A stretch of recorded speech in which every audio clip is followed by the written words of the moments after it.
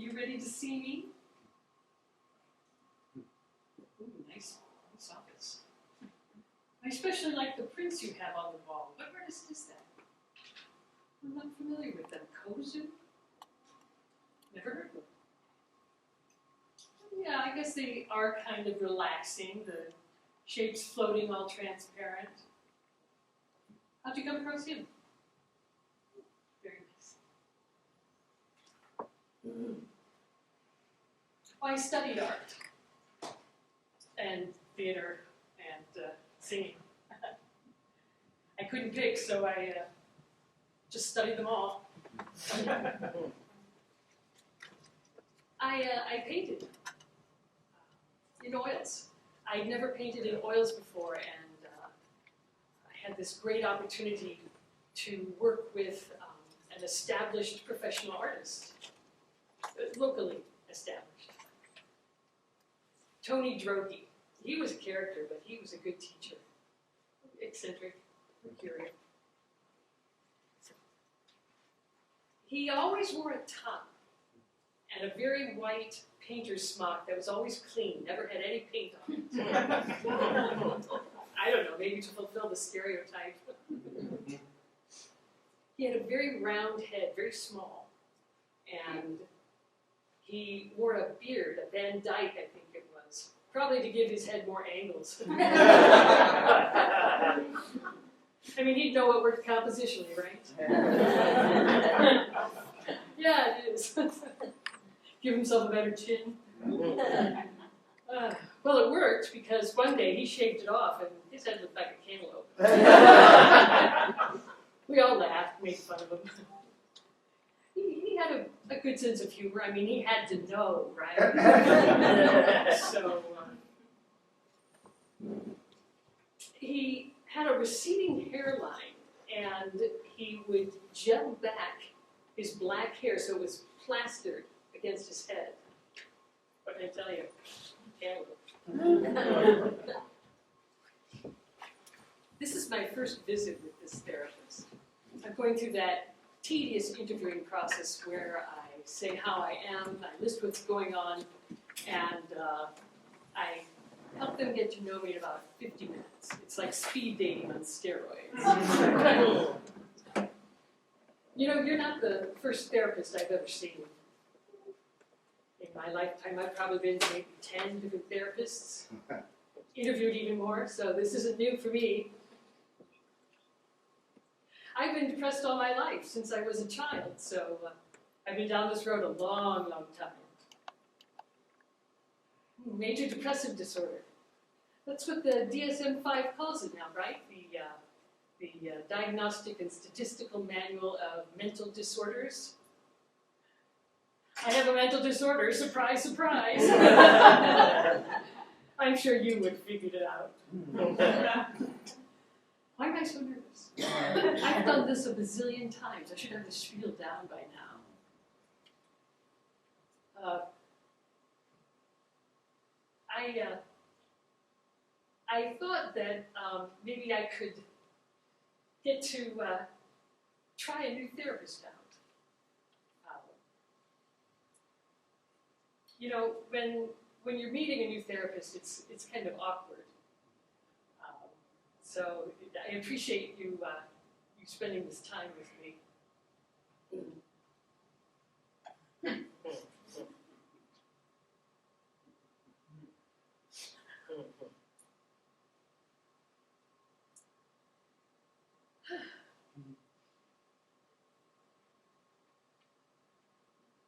Well,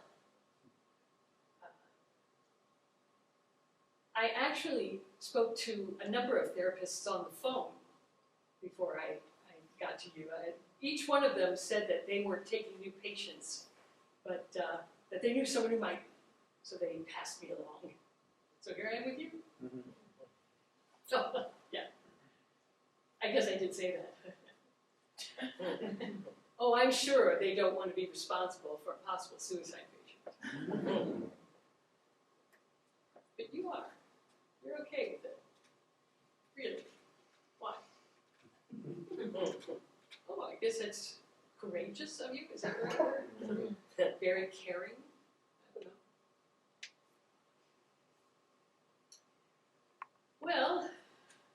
since we're diving right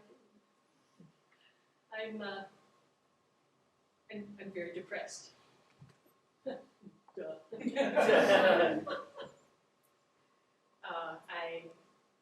Every day's an effort. I don't want to get out of bed in the morning, but I know I have to because no one's going to take care of me. My mortgage, my bills, my cats, that's all on me. So I go through the motions of getting ready for work, and I go. I compartmentalize myself. I put my depression in a box that I don't deal with while I'm at work, and so I can function, because I must function. No one at work knows anything about me or my depression. I keep that pretty much to myself. I don't need people looking at me funny or talking about me or have HR come and have a chat with me. Not that they would. Thank God for HIPAA. I just don't want the attention. There's still a stigma. Oh, they don't understand, or they reject me because they're scared, worried, confused. I don't know. Like I said, I've been depressed all my life, since I was a child. Like my wires were hot. Like I felt too much or too deeply. So I knew something wasn't quite right. I read where depression develops from biopsychosocial influences, genetics of the mind and body, and early social interactions with people. I never knew that. I thought you just had depression because your brain didn't make enough of the right chemicals.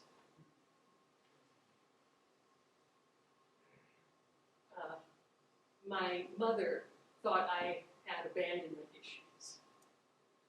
She said once, Sandy, I wonder if your brother coming along just a year and 5 months after you affected you.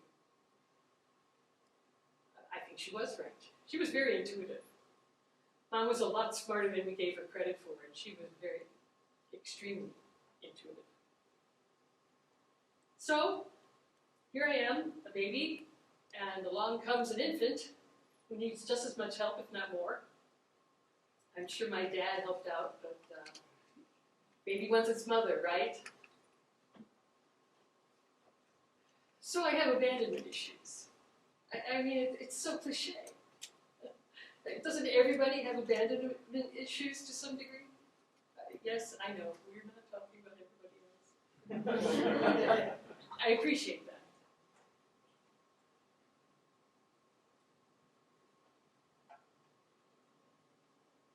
You know, when I was 5, I had to go into the hospital to have my tonsils taken out. They kept getting infected, and my ear would get infected, and apparently the doctor said if I didn't have them removed, I'd go deaf in that ear. I don't know. Left one or the right one, obviously. And I was scared to go into the hospital because I didn't want to be left alone. And I said to my mom, Mommy, stay with me, don't leave me. Sandy, how about I get you a toy? Would you like that? What kind of toy would you like? Wow, that was tempting. I loved playing with dolls. And all I wanted more than anything in the world was a Barbie. My sister Jean, who was 3 years older, she had a Barbie with dark hair that was swept up, and twist and turn waist, and bendable legs. Jean wouldn't let me play with it, wouldn't even let me touch it. I especially admired how effortlessly Barbie could wear high heels. Sometimes my mother would make her let me play with it. And then, no matter what Barbie was doing, I made sure she was well-heeled and looking fabulous. Whether she was fighting off my stuffed dog or found herself in an enormous house where everything was of a tremendous size, or just flying around, she had on her high heels. That's really grown up. That's glamorous. Mommy, I I want a Barbie. I'm in the hospital, and I'm in my gown, in the bed, and Mom hands me the package, all wrapped up. Knowing it's a Barbie, I can hardly wait to get my hands on it. Will she look like Jean's Barbie with swept up hair and a twist and turn waist? What will she be wearing? What kind of high heels will she have on? Maybe she'll be a doctor, or a teacher, or a veterinarian. Trembling, I tear off the paper. And it's not Barbie. It's Francie. Barbie's younger, much less glamorous.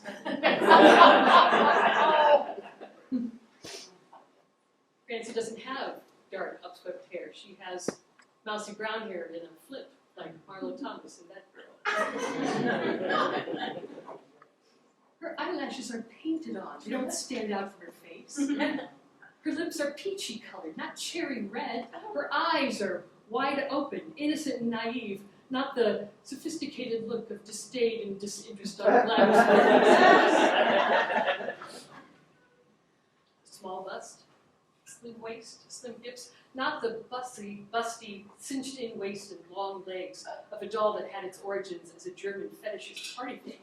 No, a plain Jane, usurper, a little sister who's a pest and always in the way.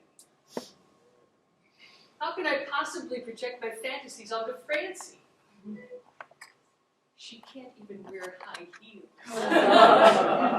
That's a sacrilege. That's the best part about Barbie. Francie can't do that.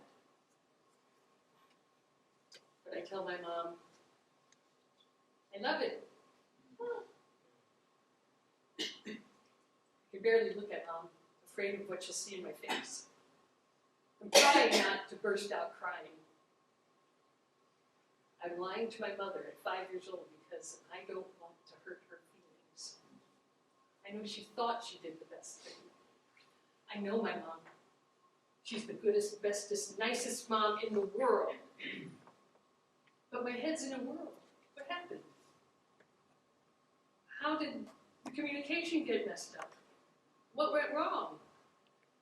I was pretty clear, I thought. I want a Barbie.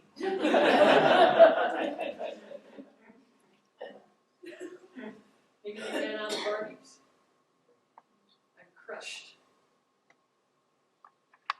How is Barbie going to keep me company now in the hospital? All I have now is a strange doll I don't know. I leave Francie in her box. Mommy, I don't want to get her dirty. I'll play with her when I get home. Makes sense. Does to Mom. Then the nurses and the doctor come and wheel me into the operating room as the others watch me go.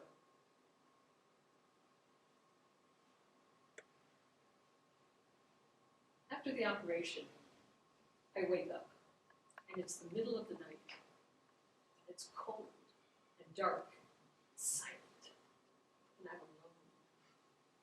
And I start to cry and sob for my mother. I want my mommy. I want my mommy.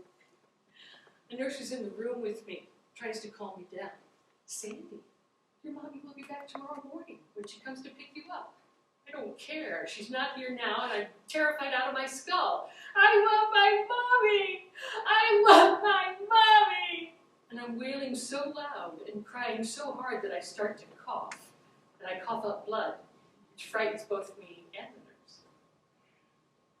I don't know how I got to sleep. Probably exhausted myself. Where was Barbie? To comfort me, to remind me that Mommy was thinking of me. Only Francie's here. Still in her box, representing my disappointment and betrayal. You know that Barbie movie that came out? I went and saw it. They had every doll of Barbie's family and friends represented, except Francie. I know, because I looked for her. They even had Alan, who is Ken's Francie. What does that tell you? Years later, when the topic came up, Mom said, Sandy, why didn't I get you that stupid doll? I just didn't think she was very pretty. And we laughed about it. Your mom knew all along how disappointed I was. Moms know everything. She must have felt pretty bad about that. But it still stung, even 20 years later. Isn't that dumb? I never did get a Barbie.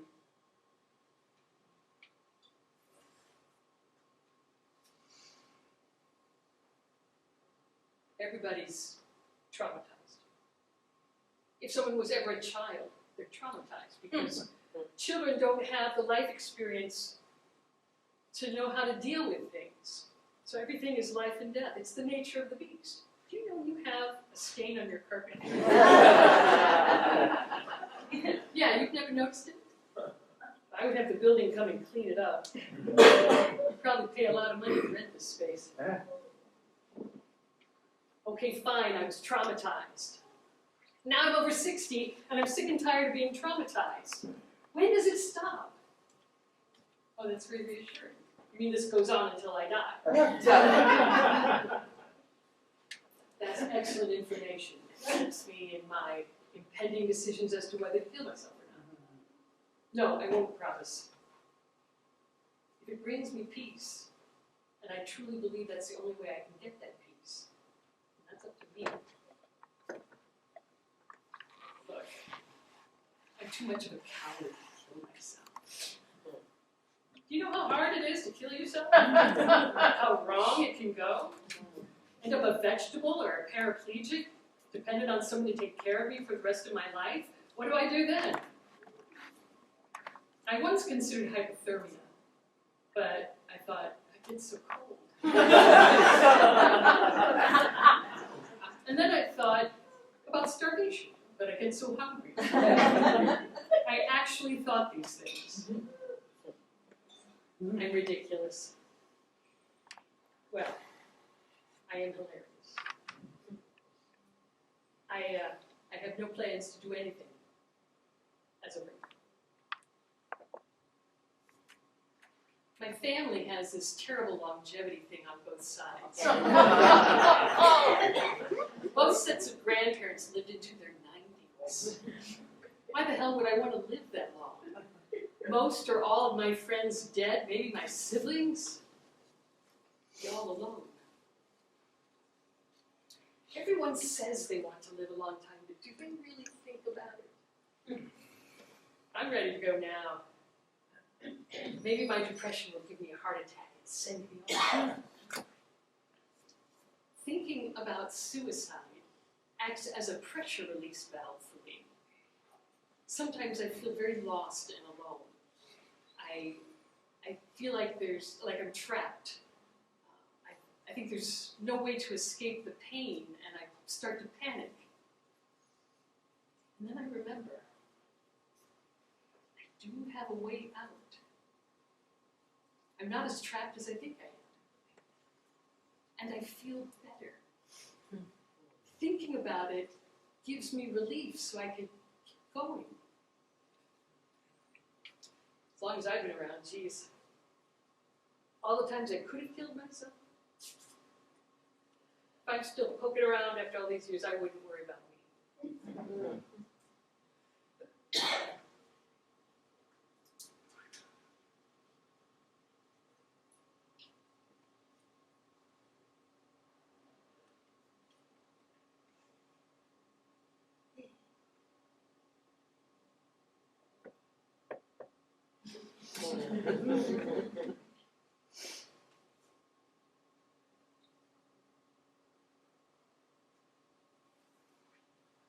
I can't think of anything to talk about. I feel like I'm wasting his time.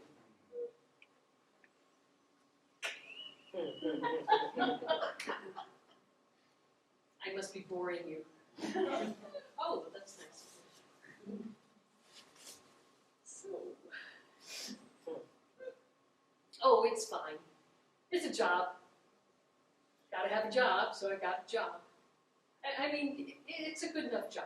It pays me, it gives me insurance. Oh, just the usual stuff. Actually, when people ask, I tell them that I reschedule meetings and rebook travel because it's constantly changing. I feel like an air traffic controller. It's about as stressful, too. I work for a management consulting firm. I don't know what they do.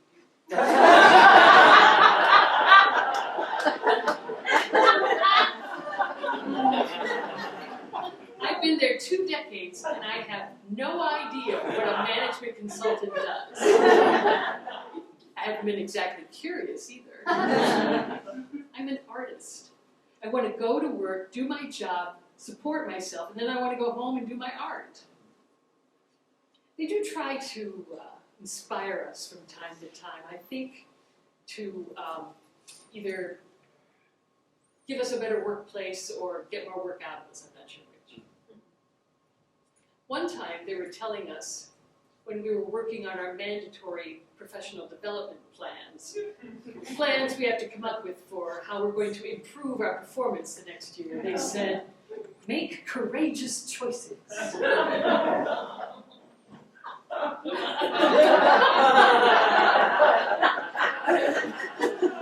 Be courageous on a professional development plan for work? Okay, how about this? I'll plan to become a fireman. They're pretty courageous.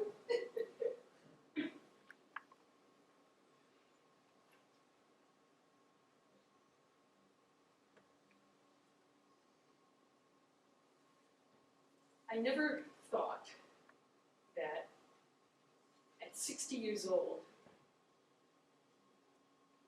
I'd still be worried about being fat. All my life, worried about being fat. I saw some old photographs the other day, and I was skinny as a snake. I thought I was fat. Can't believe I didn't enjoy it. I'm probably twice the size I was in high school, and I'm amazed that I didn't give myself any credit, that I didn't enjoy being skinny. Probably started in 2nd grade. I'm 8 years old, and I wear my red hair in 2 pigtails tied with thick colored yarn ribbon. And I'm wearing my favorite dress, a teal colored knit, with skinny white stripes running horizontally.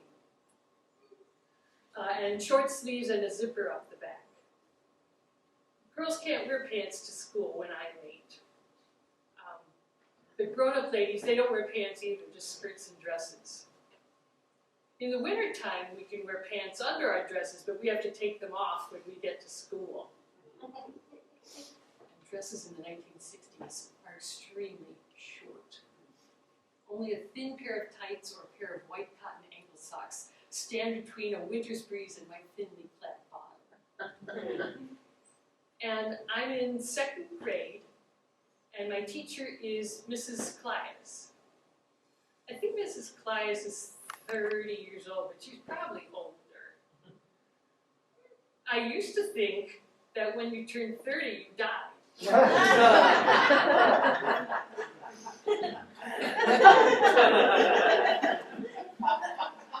And Mrs. Callias has dark hair in a bouffant, which I always admired, perfectly coiffed, so smooth and round and high.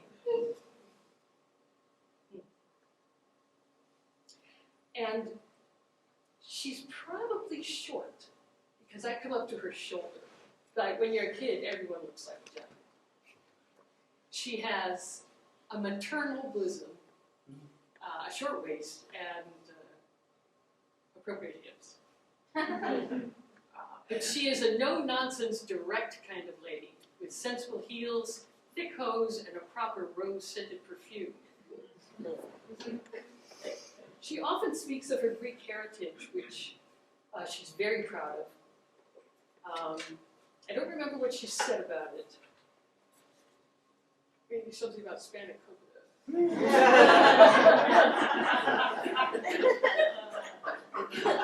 And I love Mrs. Callias. I love her, and she loves me too. I know she does. I'm her favorite of all the students in the class.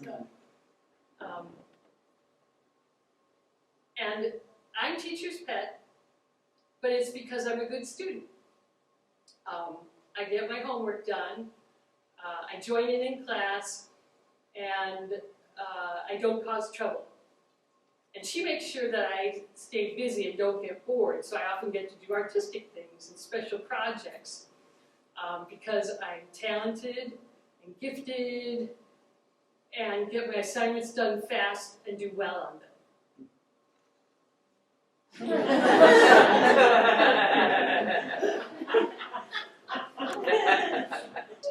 And one day, I'm decorating the bulletin board, my favorite thing to do. All the other students are taking a test or doing homework or working on a learning project, something. And I've cut out pieces of construction paper, red, green, yellow, blue. And I'm pinning them to the corkboard to create some sort of positive message for all the students to enjoy. I'm standing on one of those wooden chairs, the kind with the built-in arm desk. Well, I'm reaching up to pin something, and I put my foot, oh, pardon me. I'm reaching up to put something to pin into the corkboard, and I place my foot very carefully on the arm desk. Well, I must have put too much weight on it because the chair tips over and I come down hard on my stomach, knocking the wind out of me. I can't breathe. I can't get my breath. I start to panic. It's very hard to cry when you can't breathe. Plus my dress is flown up, exposing my underwear to the class. I'm mortified. Nobody laughs. They're all as startled and terrified as I am. Mrs. Kleiss comes running over to check on me. She tries to calm me down because I'm choking on my sobs that are strangling in my throat because all the wind's been knocked out of my lungs. And she says to me, in front of the entire class, Sandra, you know why you fell, don't you? It's because you're a little overweight. Oh my God. The beginning of my body dysmorphia. And I didn't love Mrs. Kleiss anymore. Years later, in my 20-somethings, when I heard she died of cancer, I was glad.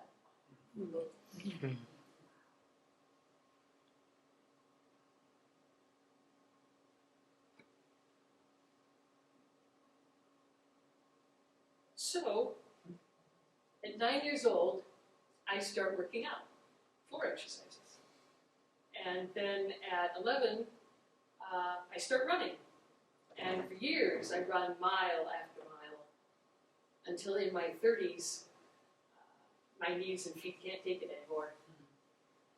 When I first moved to Chicago, I worked out twice a day, 7 days a week. I went home to visit my family once, and my mother said, Sandra, you look gray. I was actually kind of excited to hear that. And my period had stopped, which I didn't mind at all. But eventually my adrenal glands got exhausted. I had a severe lung infection where I coughed up black sticky blood, had a fever of 103, and then I contracted chronic fatigue syndrome, which I have to this day. So, you see before you the final result of decades of investment in the hamster wheel of achieving societal acceptance in this sedentary creature in all her passive glory. I should be a cat. At least I'd be beautiful.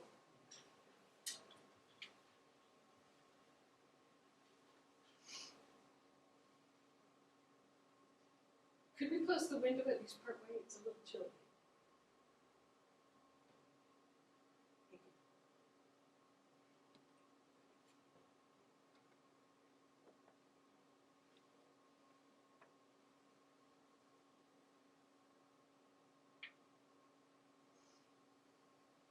I feel like I've been apologizing my whole life. For my weight, for my looks, for my brain, for existing. Like I've been doing everything wrong. I'm so tired of apologizing.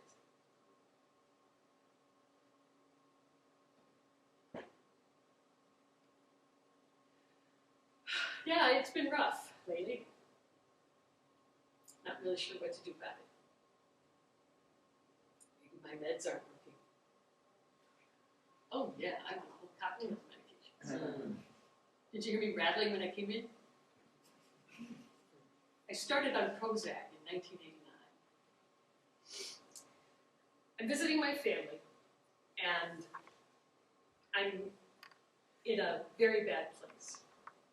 And I try to hide it as best I can. And I take my mother aside. Mom, I'm really in a bad place. I don't know how much longer I can function. I'm so depressed, I'm getting desperate in my thinking. I want to try this Prozac, but I'm temping and I'm acting and I don't have any insurance and I can't afford the $80 a month it costs. Sandy, if you think it'll help, let's get it and try it out, see what happens. I'll pay for it.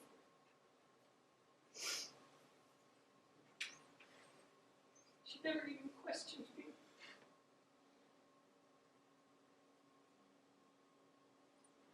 All she ever wanted was for me to get help.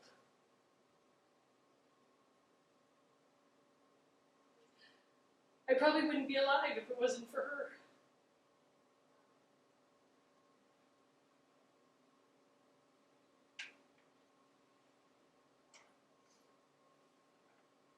Well,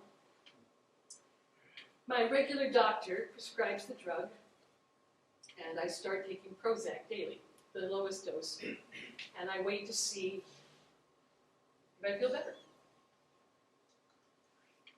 Now, this is the very first psychotropic drug I've ever taken. I have no idea how Prozac will affect me, or if I'll even notice.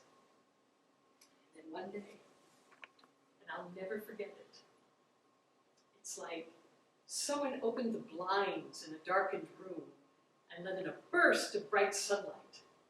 Shadows were filled, the darkness was erased, and I see color. I can see that I'm seeing color. I didn't know I couldn't see color before. I hadn't realized I was seeing everything in grays. Pale lavender, corn yellow, ocean blue. I am astounded. I remember standing in the middle of the room, looking at the walls, at the blinds, at my hands, wondering, was this real? What was happening to me? Was I having a drug interaction? I could see the blue in my veins, the green in the rug, the red in the curtains. I have been living in a gray world for 24 years? How does that happen? I've been looking through dead eyes and now I am Lazarus, come back to life. It made such a radical difference on me physically and psychologically that I immediately fell in love with drugs. I'll take just about anything if I think it'll help my brain. I know I'm not cured, that doesn't even happen, but now I knew I had real help. Finally felt validated.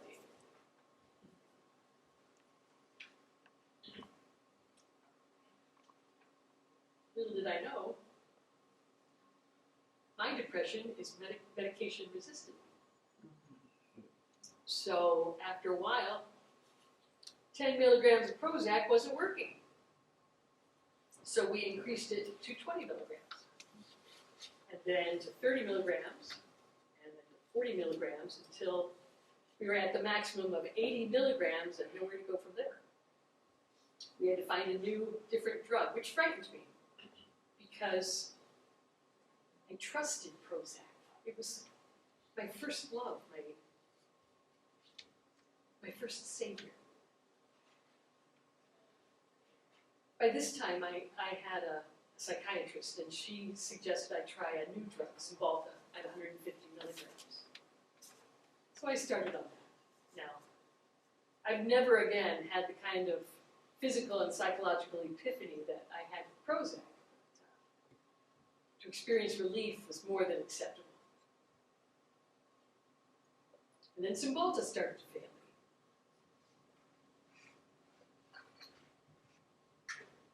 So we started on Wellbutrin, 200 milligrams. And we increased my Cymbalta to 300 milligrams. The Wellbutrin was to help with my low energy and to reduce anxiety. But then we had to increase the Wellbutrin. And we added Lamictal, which is a mood stabilizer.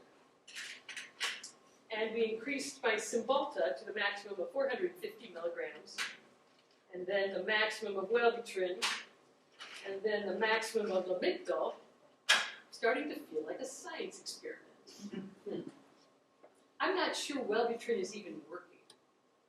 I'm at the maximum dosage, and a side effect can be seizures, but Lamictal also controls seizures, so I kept taking both. I finally weaned off the Wellbutrin, and we tried adding Adderall to address my low energy, but I crashed after 4 hours. So we had to find a new stimulant, and we found Vyvanse. And sometimes it works, and sometimes it doesn't. And sometimes I'll mess with the dosage and skip a day, and then double it the next day, and then skip another day. Sometimes it works. I know, I shouldn't mess with my meds. And we tried Vraylar, and Rexulti, and Auvelity, but they either had tough side effects or they just didn't work. We added Abilify to support my Cymbalta, and I'm now also on amantadine to address my hand trembling that comes from taking all those meds. I finally graduated to taking medication for the side effects of my medications. I'm finally stable, but all this took years of trial and error in order to find the right cocktail that worked for me. And I still have to keep my eye open for when they begin to fail me, because eventually they will.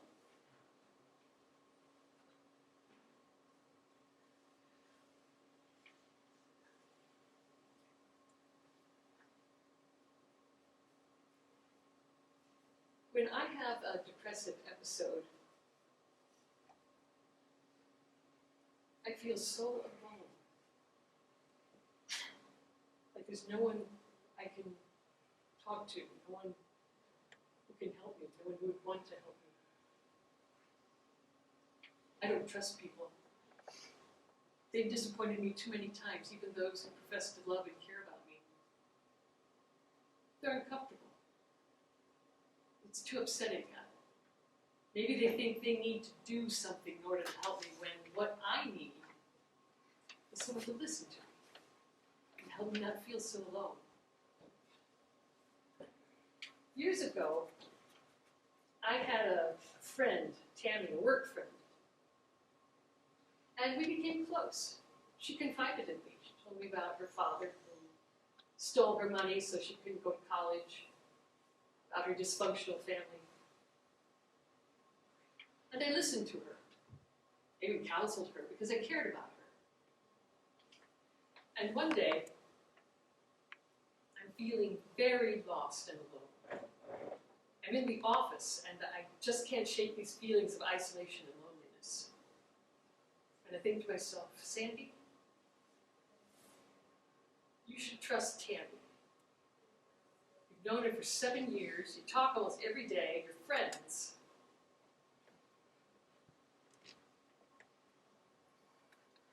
You should take a chance on her. You're not being fair to her. So, I call her at her desk. We often spoke during the day just to chat or catch up or make plans. Hey, Tammy, how's the desk? Oh, it's busy. I don't know if I can get the partner of the flaxseed ones. What's up with you? Well, I'm just feeling a little down.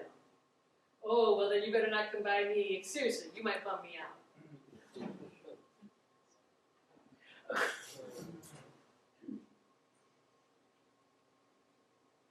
You'd think I had a karmic debt owed to me, wouldn't you? After all the time I'd spent listening to her and supporting her.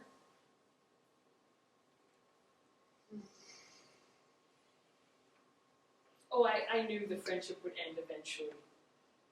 We were work friends. We had very little else in common. Sometimes you just know a relationship is limited, you know what I mean? And there it was. I wasn't cruel to her. I wasn't mean. I didn't avoid her or give her the silent treatment. I just wasn't there for her anymore. She was confused, I think, but I didn't see that as my problem.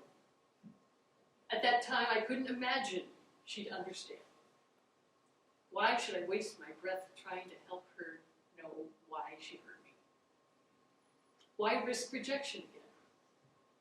So I just drifted away. Are you getting this? She betrayed me. She let me down. She insulted me. She used me. I'm a good friend, but when I needed her, she basically told me to go away.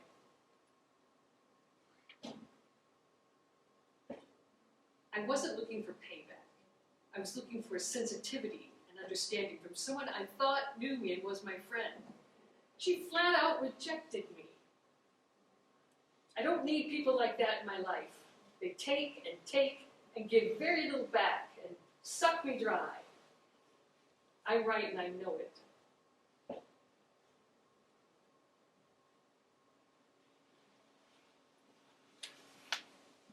Okay, fine.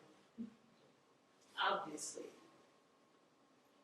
I clearly haven't dealt with it. Betrayal is a hard thing to come to grips with. Especially when I finally open up to someone. It's not easy for me to do. And rejection is the worst. I already feel alone. So I hide. I keep my depression to myself. I don't share it with anyone. This way they can't reject me. But you know what's hard about hiding is no one really gets to know me. They know a version of me, but it's not entirely accurate because it's not the whole story. And I start to lose touch with myself.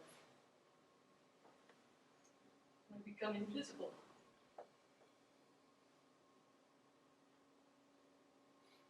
I feel like I don't exist.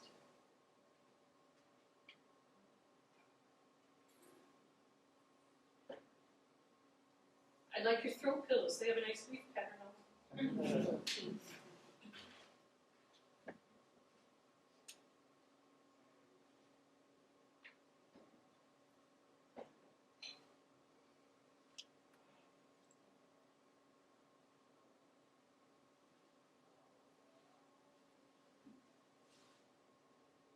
Sometimes I feel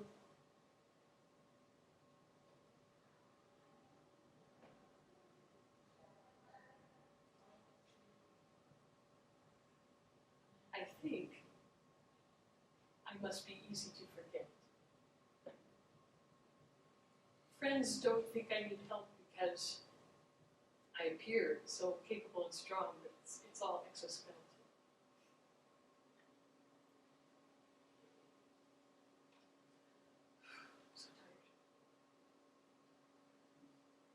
I'm tired of hiding.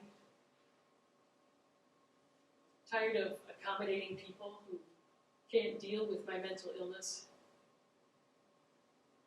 I'm tired of apologizing for my life. I can't help I was born this way.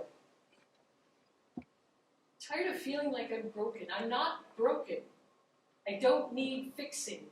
I have a condition that I manage. I'm like a piece of kintsugi pottery where the breaks that are mended with gold are what make it special. Give it a unique beauty. It's exhausting pretending to be someone I'm not. And yet here I am in therapy again. After almost 50 years, I have to pay someone to listen to me. Isn't that the thing? Oh, I suppose I do. No, I mean, yes. Of course I have friends. When I think about it rationally. But depression isn't rational. You know that. Sometimes I feel like I'm in a strange country where nobody knows my language and I don't really know where I am. And I don't know how to communicate with people. Being that lost, I'm always on the edge of panic and desperation. With all the stress my depression causes, I keep thinking I've got to have a brain tumor growing somewhere.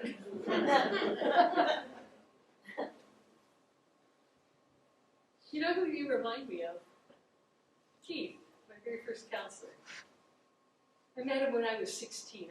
I was looking for a therapist, and all the ones that I interviewed were either incompetent or bad listeners. I had a pretty incompetent counselor in college. He was uninsightful, but he was someone to talk to. When I told him I was canceling our appointments because I was leaving school, he asked if he could hug me. I thought that was odd, but I said, okay. So he hugged me. Just a little too long. And then he started nuzzling my hair. And I pulled back. He started sputtering and babbling, oh, I didn't mean anything by it, blah, blah, blah. I should have mind-fucked him from the beginning so I'd know who I was dealing with. I've mind-fucked a lot of therapists for a long time to test them. See if they're smart enough to catch on to me. See if they're listening. None of them really are. It's amusing, but it gets old after a while. My mother heard about this Lutheran pastor who was also a licensed clinical therapist. She said, Sandy, he comes highly recommended by Amanda Edwards at church. I think we met him when our churches had a retreat together once. I think you should try him out. And I thought, a pastor? Can a pastor be a therapist? Isn't he supposed to be doing churchy and pastory things? I wasn't very confident in him. He seemed like all the others. He had a big head. Big smile, big teeth, big hands. His swallowed mine when we shook. And his office was big and very dark, had dark paneling everywhere. It felt kind of churchy, probably because he had a big stained glass window in it. And he had a big brown oak desk with two big brown easy chairs in front of it. He sat in one, and I sat across from him, just swimming in the leather.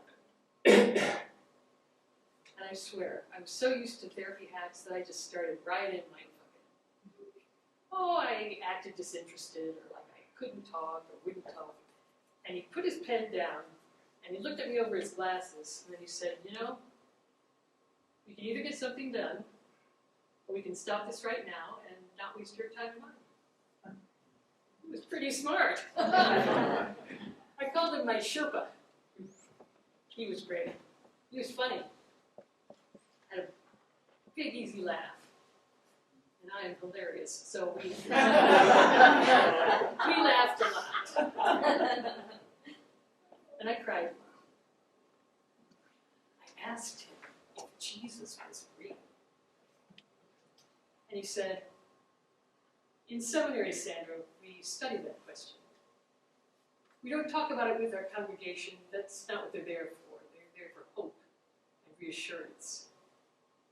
But we do discuss it in seminary class. And what we learn is it's about the message, not the messenger. We do seem to focus on the messenger, don't we? Whether it's Jesus or Muhammad or Buddha or whoever. And they all seem to teach the same lesson. Be kind, take care of each other, love one another.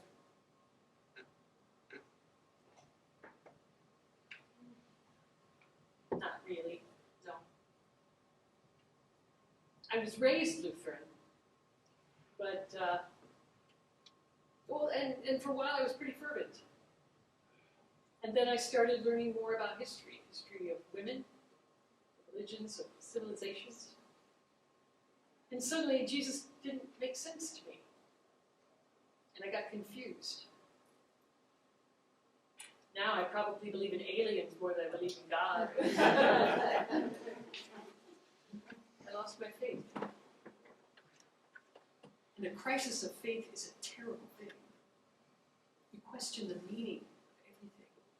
You question what you were taught. You question what you believe.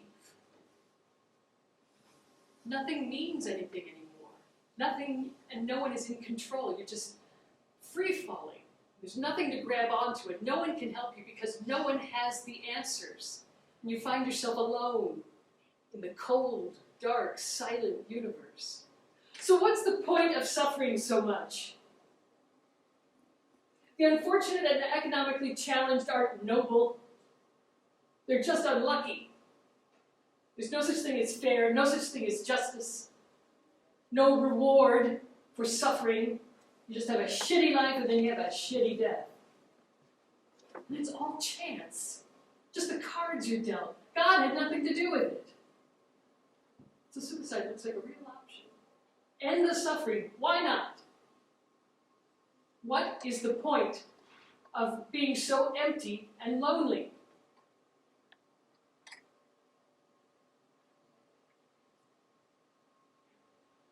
But I can't stop hoping that there's something out there, something that has a plan or an answer for all this. The alternative is too despairing.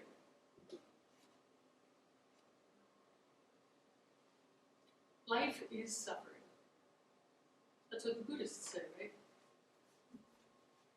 We say that life is unfair, that it's hard, that we deserve to be happy. Who said? The default is difficulty and struggle, not joy and happiness. Joy is actually an aberration, a flaw in the system. Something miraculously aligns in the chaos that is the universe, and a crack opens up that lets out a moment of meaning in a burst. That's actually rare. Maybe we should rejoice more when we have these moments of meaning. Write them down so we don't forget them or take them for granted. I call myself a spiritual existential nihilist because life is meaningless and pointless, and there's nothing we can do or say to change that. But the death of faith is the death of hope. And where there's no hope, there's no life. Maybe that's why I don't kill myself. Maybe there's still a grain of hope caught in me. Even a speck of hope is more powerful than despair. A speck of hope can keep you alive. It takes a lot of pain and desperation to kill you. You have to give up. Sometimes I want to give up. Sometimes I wish that speck of hope would get out of my way so I'd have the courage to kill myself. But to experience joy is really something. joy just sitting with my cats on the couch. There's joy in being playful and silly with my friends. Joy in teasing a small child who's rocking with laughter.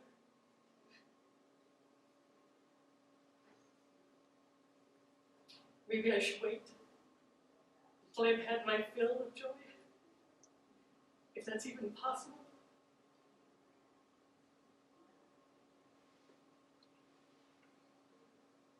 Are we at that time?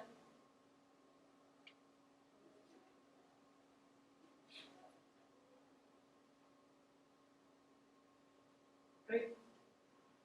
Same time next week.